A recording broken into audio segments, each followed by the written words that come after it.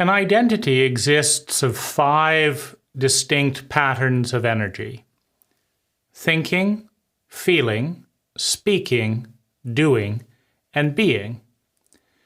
And these patterns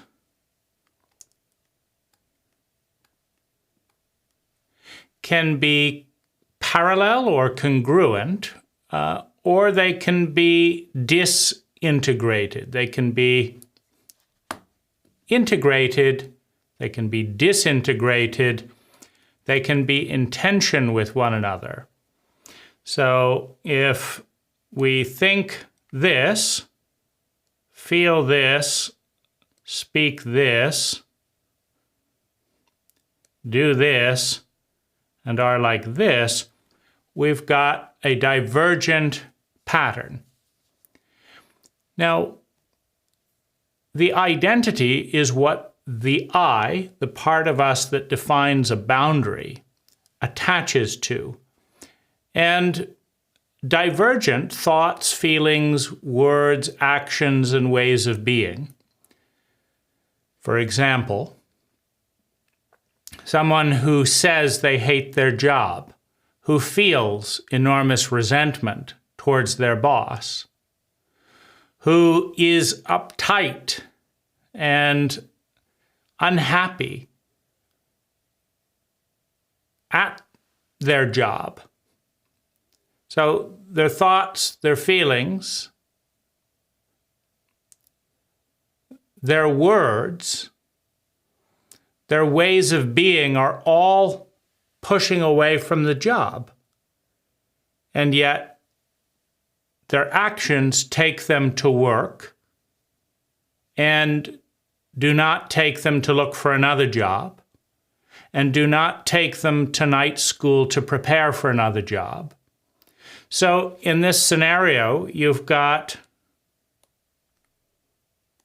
4 patterns pushing away from the job, but the pattern of behavior taking you to the job for the majority of your time, month after month. Now, for the I that is attaching, that is identifying with these patterns, it's pulled apart. I hate my job, I go to work. Now, the contrast is not quite as strong as it might initially seem, meaning I may hate my job, but my fear of losing rank, my fear of being homeless, my fear of not being able to provide money is greater than the hatred of my job, and so I stay. But now you have the feelings are divergent. You have the feeling pattern going this way and this way simultaneously. I hate my job, but I don't want to leave my job. So you can have a bifurcation within each of these subcategories of identity. I go to work, but I do my best to sabotage the company. That's a bifurcating action. I want to leave my job, but I'm afraid of being without the money. That's a bifurcating feeling. That's also a bifurcating thought that produces the bifurcating feeling. I make enough of an effort to keep the job, but otherwise express my distress of being there. That's a bifurcation of being. So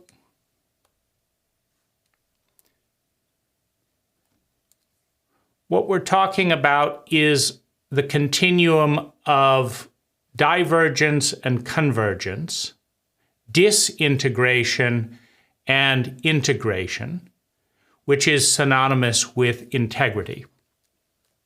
So the question is, why do people like integrity so much?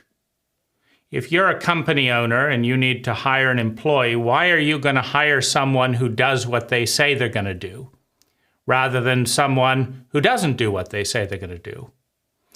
And the answer is trust, which correlates with safety, which correlates with success. Meaning if somebody doesn't fix the brakes by tightening the bolt to the right torque, and you slam into another car and are dead, if you trust someone who is untrustworthy, it's not safe. If they say the bolt is tight, but it isn't, your safety goes down when you're around someone who doesn't have integrity. When you don't have integrity, your safety goes down. When you say, I'm going to do this, and then you don't do it, you're not safe with you, as much as when you say you are going to do it and you do it. So we like integrity because integrity implies integration. And we like integration because integration implies strength. You can do this experiment with a rope. You can take a braided rope and take it down to its finest strands, and you can break one strand after another strand after another strand until you've gone through a rope that, woven together with integration, with integrity, would be able to support 10,000 pounds, 20,000 pounds.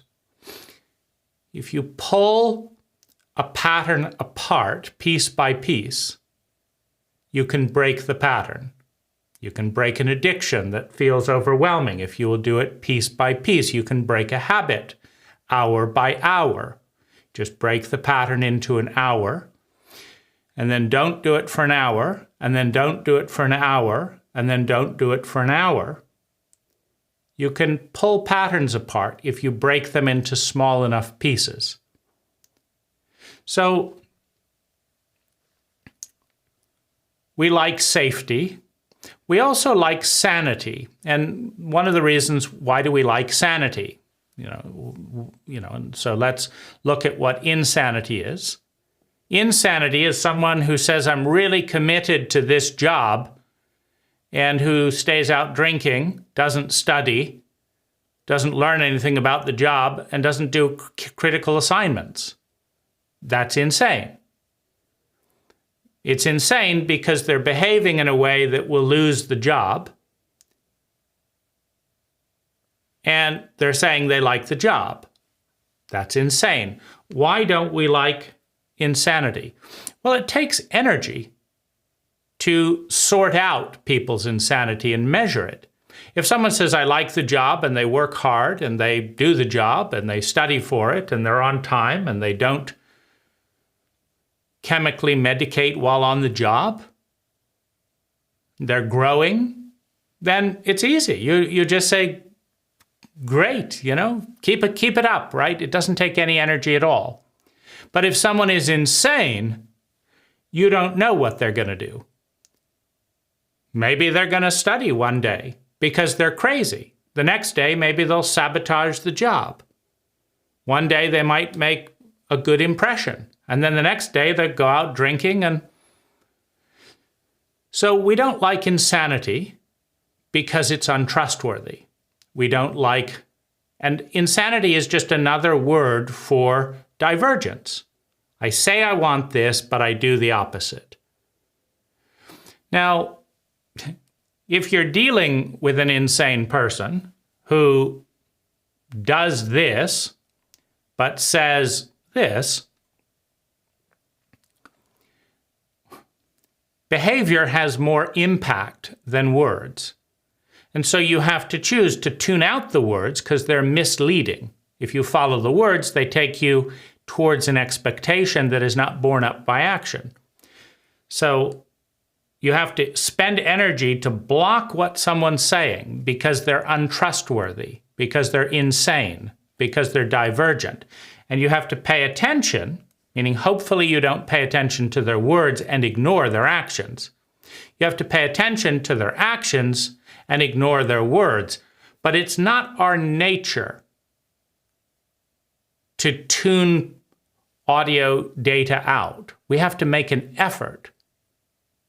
And we also have to go a little bit crazy to predict what an insane person does. We have to say, in this person's case, we have to catch a little bit of the disease. In this person's case, saying I will absolutely do it by tomorrow means I will need to be reminded 3 times to do it by the end of the week. That's what that means. So you realize you're distorting language. I absolutely, that means no doubt, will, action, do this tomorrow. In this crazy person's case, I have to rewrite what all those words mean. I will absolutely not do this tomorrow. And I won't do it when you remind me.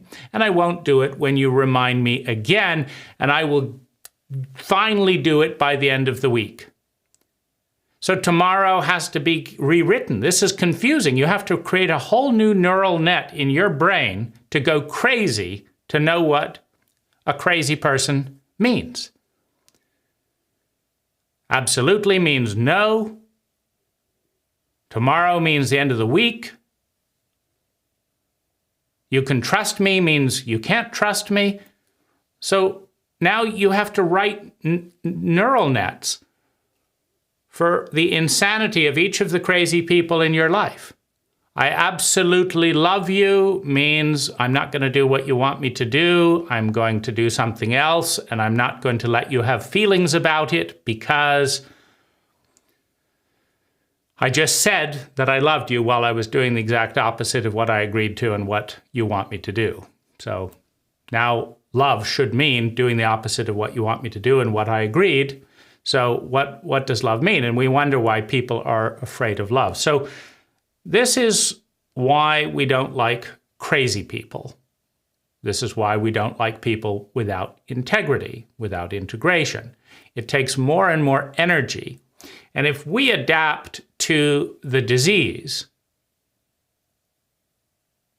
and we start behaving as if absolutely done tomorrow means next week, kicking and screaming, then we confuse ourselves. When we say we will absolutely do something tomorrow, do we mean their version of that or our version or the dictionary's version, right? Now we've got noise pollution. All of that takes energy. Which one is it now? Is it this? And that weakens us. Confusion reduces momentum. If you have absolute confidence, you can walk rapidly, you can run in the dark. If you have absolute confidence. If you know that the floor is pristinely flat and clean, and you know that there are 500 meters in all directions that you can run without hitting anything, and you've got balance, you can run flat out for 100 paces any way you want, and you're safe. But if you're confused, maybe this is the room where I'm going to hit a cement wall at 50 meters. And I'll be running flat out and I'll knock my head out. Now you got to slow down.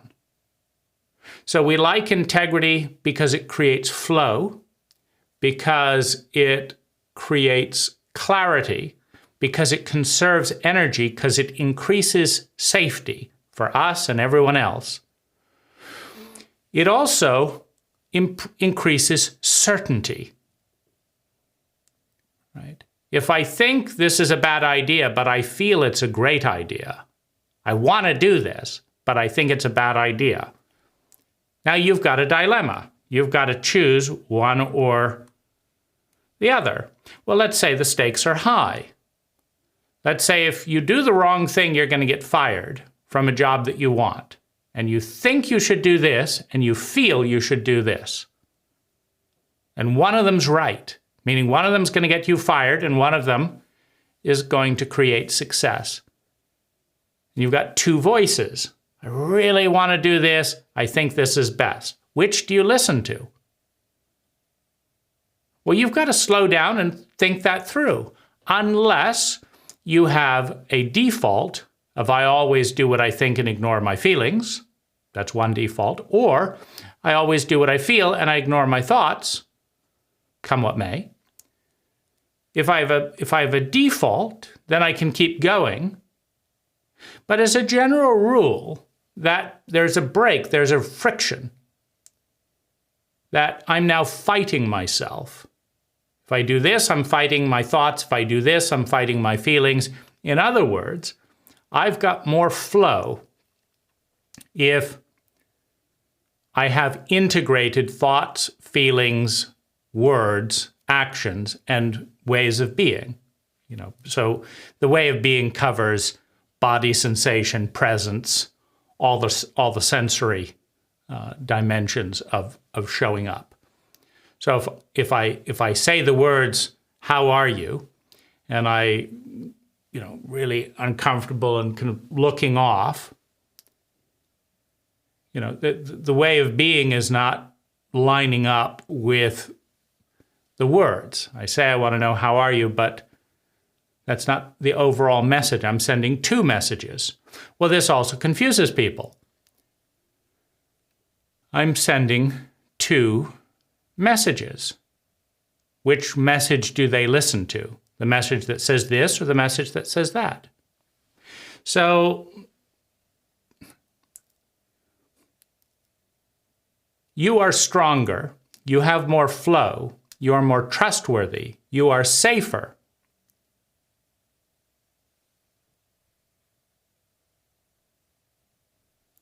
You are more sane, you are more efficient when you have integrity. Now, here's the problem, though. So you start with a thought, and the thought creates a feeling, and the feeling creates words. The feeling and thought allow us to put that into words. We show up in a way congruent with that, and we take action. But what if the thought is wrong? What if we have a thought and we have a feeling? Which one do we adjust? Do we adjust the feeling to be in integrity with the thought, or do we adjust the thought to be in integrity with the feeling? Now, the greatest state, the ideal, is to have complete integration between our thoughts, our feelings, our words, our actions, and our way of being.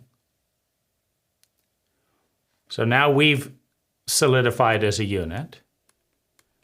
But then to integrate that pattern with the ecology around us. The cult or culture is a cultural ecology and a cultural identity. Does our integrated identity bring us into the weave of our culture, or does it separate us? Are we going in the opposite direction of our culture? Are we congruent with our culture?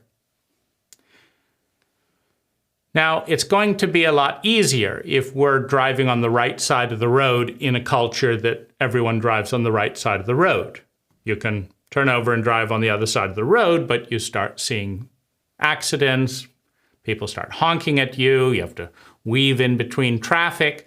In other words, when you're not integrated with your cultural flow, with your cultural environment, when you're going upstream, it takes a lot of energy and a lot of care. There's misunderstandings and accidents at every turn. So, but what if your culture, right? So you can align then with your culture, and your culture is going here and here and here, and you're aligning with that, so you fit beautifully into your culture. But what if your culture is out of alignment with something even bigger? That's the natural ecology. What if you are politically correct, culturally high-ranking, but can no longer breathe, can no longer get a glass of clean water? Because your culture is toxifying the ecology that you depend on, meaning your body needs clean water, your body needs clean air, but your culture, the norm, the pattern of thinking, feeling, speaking, doing, and being, is increasing the chemical load in your body and in the atmosphere every single year, so that it's harder and harder for your body to digest the chemicals in the form they are delivered. Airborne chemicals, liquid chemicals, touch chemicals, and otherwise through the skin. So compounds, patterns of energy are making contact with the body in a way that is disintegrating, that is stopping the function of your way of being. You breathe in carbon monoxide, you need to breathe. But if every time you breathe in toxin, then if your cult or culture and their pattern of thinking, feeling, speaking, doing, and being is underlying the ecology upon which physics and the body depends, now you have to diverge from your culture in order to converge with your ecology. So the strongest possible combination is a culture that is convergent with physics and the underlying ecology that we depend on, with a family identity,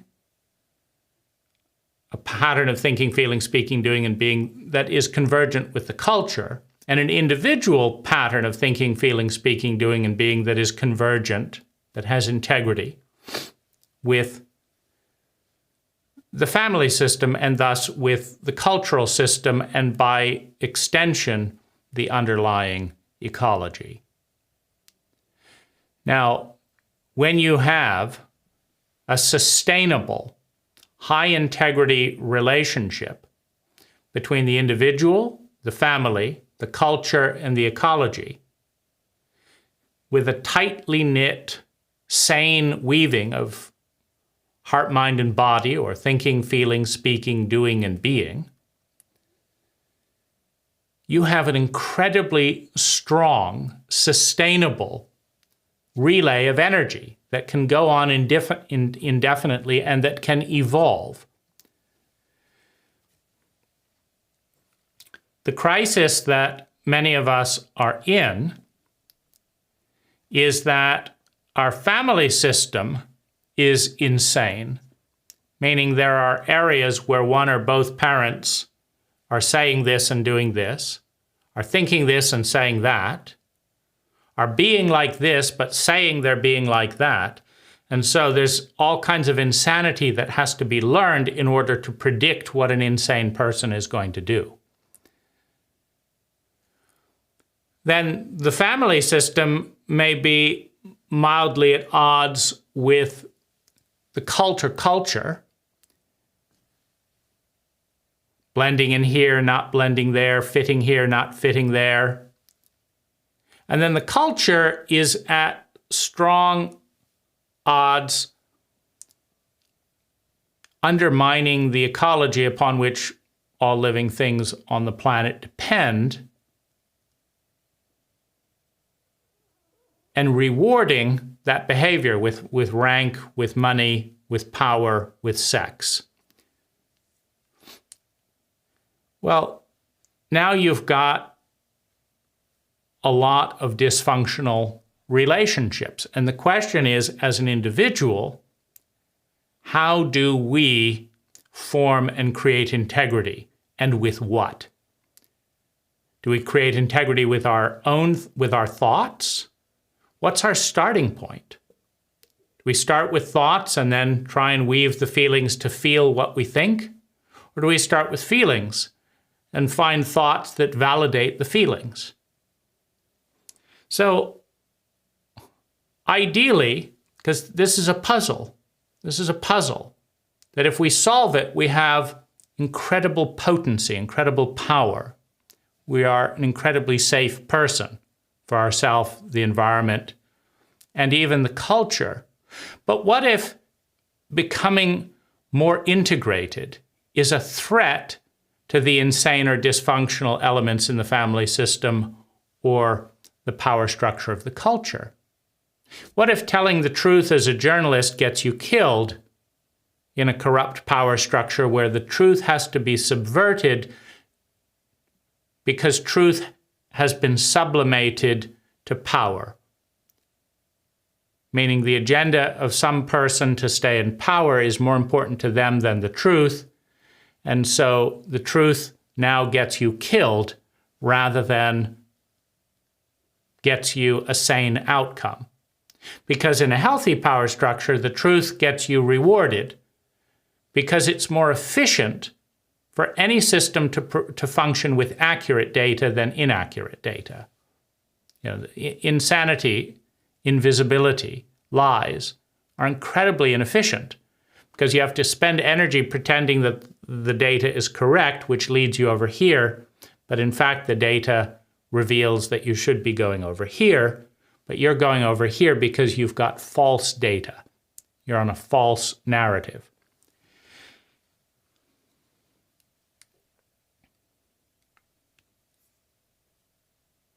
There's no easy answer to this. It is, in many ways, the single biggest crisis for an individual, particularly a multicultural individual, where what is politically correct in this cult is seen as low-ranking and incompetent in this cult, and seen as highly offensive and dangerous in this cult.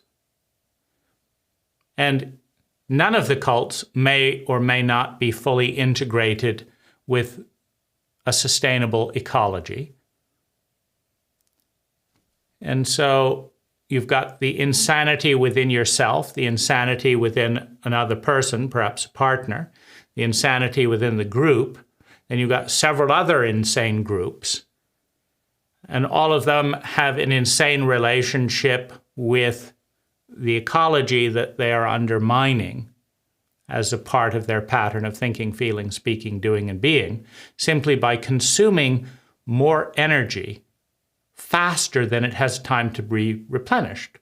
So using oil faster than oil can be replenished is an unsustainable relationship with oil. Producing toxins in the air faster than they are removed from the air is producing an unsustainable relationship with air quality.